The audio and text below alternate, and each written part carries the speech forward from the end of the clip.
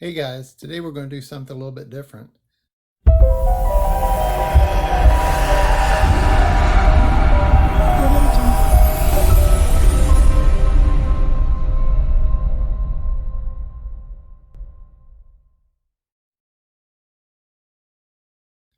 We're going to do well, you've heard of the line and wash.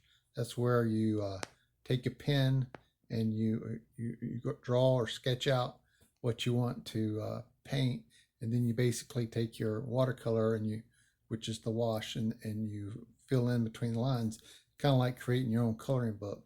Well, today we're going to do this a little bit different. We're going to actually put down the wash first, and then we'll see, what we see in our imagination, kind of like looking at clouds. You put down the wash and various shapes and strokes and different colors, and you say, what does that look like? And then you go back with your pen afterwards and you put down the line work. And so this is just reverse. It's a wash and line instead of line and wash. Back behind me, you can see my studio. Got a whole lot of paintings on the wall there, and then I got a whole bunch more in a box, which I don't have enough money for frames. So anyway, so this is just kind of a rare view of my studio. And then of course back behind me here is the actual video and the what I call spontaneous painting. It's like when you don't know what to paint, this is a good exercise and practice. So let's get right to it. Sorry to take up too much of your time talking. So let's get right to it.